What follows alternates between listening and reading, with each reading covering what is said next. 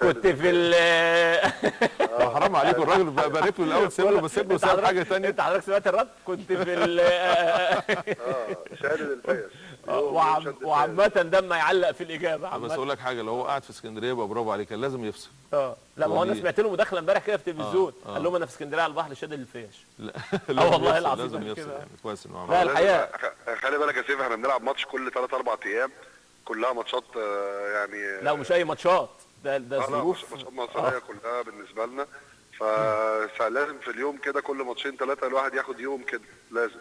ميدو الحقيقه يعني ببارك لك اداء يعني مشرف للفريق، روح جديده، كنت لسه بتكلم مع الكابتن احمد، روح جديده للفريق، روح مجلس الاداره ان هم يبقى في ظهرك، تصريحاتهم دايما عليك في كل تصريح لاعضاء مجلس اداره، او كابتن احمد سليمان المشرف على الكوره، او المستشار مرتضى منصور كان لسه معايا على الهوا دلوقتي وقال انا قلت وبقول ميدو رئيس جمهوريه الكوره في نادي الزمالك، يعني تصريحات اعتقد ليها مفعول السحر معاك برضه.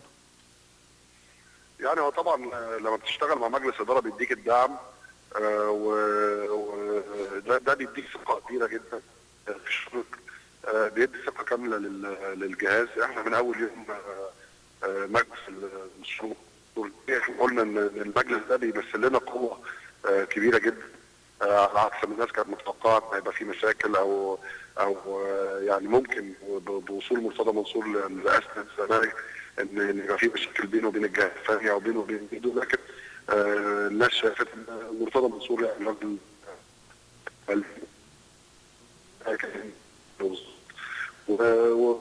والحقيقه هو داخل نادي الزمالك المره دي بشكل مختلف، وده اللي احنا بناكده ان هو بيدي لكل واحد الشغل بتاعه اللي هو بيجيد فيه، بيدي لاحمد سليمان الحته اللي بيجيد فيها، بيدي لميدو الحته اللي بيجيد فيها، لكل واحد المهمه اللي يقدر ينجز فيها لصالح نادي الزمالك.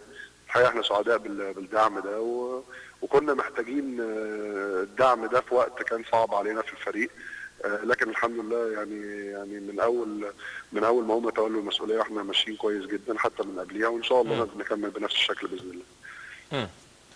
ميدو يعني كان في تصريحات بعد ماتش وادي دجله، المدير الفني قال ان في بعض اللعيبه عايزين يروحوا، وانت قلت نادي الزمالك اكبر من كده بكتير، رايك ايه؟ لا انا مش عايز اكبر والله الموضوع بتاع تصريحات المدرب بتاع وادي دجله، هو وصل له صوره غلط ان احنا بنتفاوض مع لعيبته او حاجه، احنا ما بنتفاوضش مع حد من لعيبته ولا اي حاجه.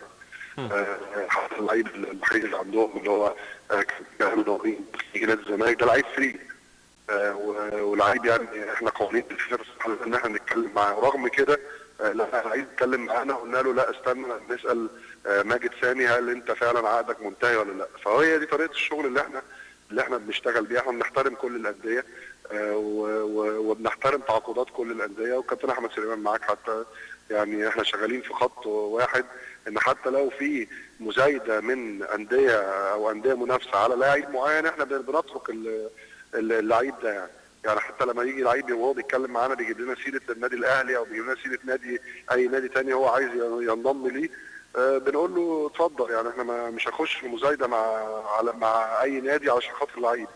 فممكن تكون الصوره بنقولها له غلط، بس اتمنى ان تكون الصوره وصلت له بالشكل الصحيح يعني.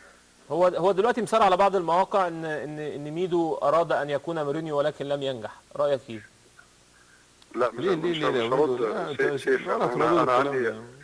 سيف، انا عندي شغل اهم كتير بس كده. برافو عليك يا ميدو، برافو عليك، صح. انا يعني انا راجل يعني عندنا مهمه كبيره جدا، وهي الصعود بنادي الزمالك للمربع الذهبي والمنافسه على بطوله الدوري والمنافسه على البطوله الافريقيه، فيعني انا اسف مش هقدر ارد على التصريحات دي يعني. هو الحقيقه انا اللي مبسوط وسعيد جدا، كلكم اتغيرتوا مره واحده، يعني كل حاجه متغيره في الاهلي والزمالك مره واحده. الحقيقه ردود يعني انا بالحقيقه بحييك وبشكرك عليها، بس انا شايف الحقيقه ردود يعني، وانت بترد عليا يا كابتن احمد بيرد عليا نفس الرد اللي انت بترده من غير ما تكونوا سامعين بعض.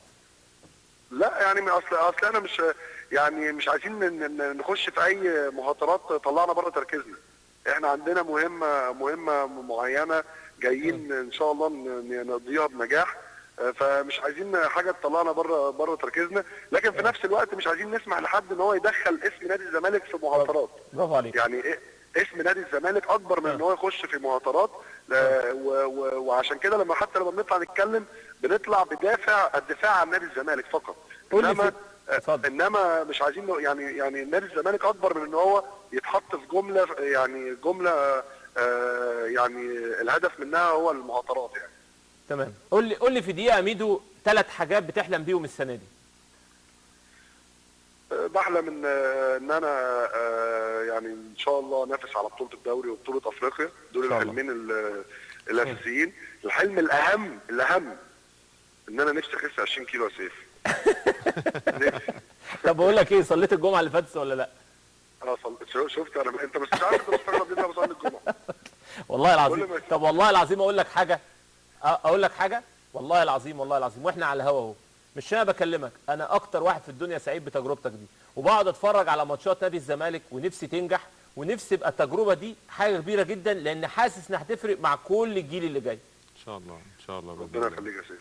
ربنا يوفقك يا ميدو كده ويديك ان شاء الله، ويعني من سلام يا كابتن احمد. شكرا. ربنا يخليك من نجاح لنجاح كده ان شاء الله باذن الله، وعزيمه زياده. بشكرك شكرا جزيلا احمد حسام ميدو المدير الفني لنادي الزمالك.